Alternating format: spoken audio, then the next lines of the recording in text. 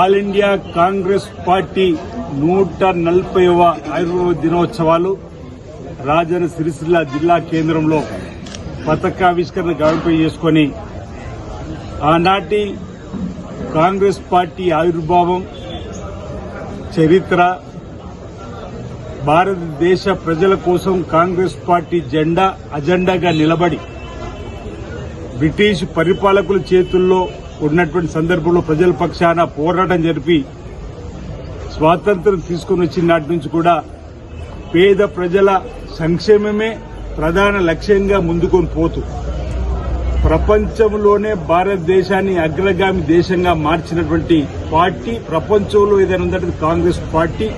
కాంగ్రెస్ పార్టీతోనే సాధ్యమైనటువంటి మాట ఈరోజు. మొదటి ప్రధానిగా జవహర్లాల్ నెహ్రూ, ఆ తదుపరి ఇందిరాగాంధీ గారు, మధ్యలో లాల్ బహదూర్ శాస్త్రి గారు, అదేవిధంగా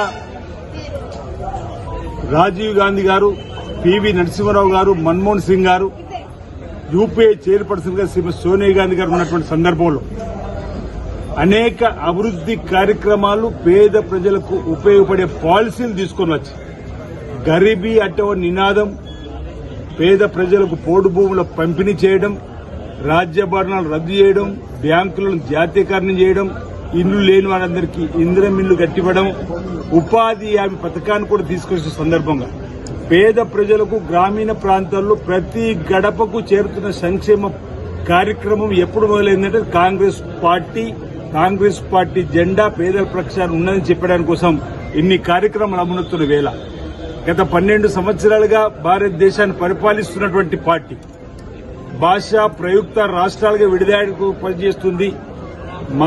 మతాల ఆధారంగా విడిదీయాలని ప్రయత్నం చేస్తుంది. ప్రభుత్వ రంగ సంస్థలకు ఉన్నటువంటి ప్రైవేట్ పరం చేసే కార్యక్రమం చేస్తా ఉంది. పేద ప్రజలకు ఉపయోగపడే ఉపాధి హామీ పథకాన్ని పేరు మార్చి మహాత్మా గాంధీ గారి దేశానికి స్వాతంత్ర్యం కోసం ఉద్యమం చేసినటువంటి వారి పేరును తీర్చేటువంటి కార్యక్రమం. అంటే ఒక గందరగోళానికి తెరదీసే విధంగా పరిపాలన సాగిస్తుంది తప్ప పేద ప్రజలకు అండగా నిలబడేటువంటి కార్యక్రమాలు 12 ఏళ్లుగా ఎక్కడ కూడా ఏమీ జరగని సందర్భం. ఈరోజు చర్చలో కూర్చుంటే ఏ ఒక్కటి కూడా పేద ప్రజల గడపకు వస్తుంది ఎప్పుడయ్యామంటే కాంగ్రెస్ పార్టీ అయ్యామో. అలాంటి కాంగ్రెస్ పార్టీ ఆధ్వర్యంలోనే మన దేశానికి స్వాతంత్రం వచ్చింది.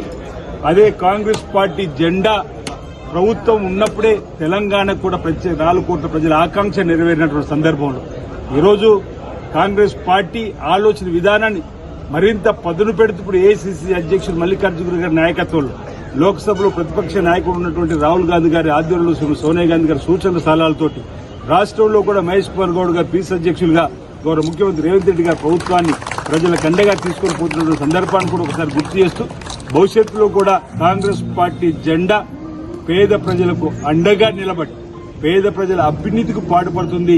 ఈ దేశాన్ని ప్రపంచంలోనే మరింత అగ్రగామి దేశంగా మరింత ముందుకు తీసుకొని పోవడం కోసం కాంగ్రెస్ పార్టీతోనే సాధ్యమవుతుందన్నమాట సందర్భంగా నేను తెలియజేస్తూ 140వ ఆవిర్భావ దినోత్సవ సందర్భంగా ప్రజలందరికీ కూడా కాంగ్రెస్ పార్టీ పక్షాన శుభాకాంక్షలు తెలియజేస్తా ఉన్నారు.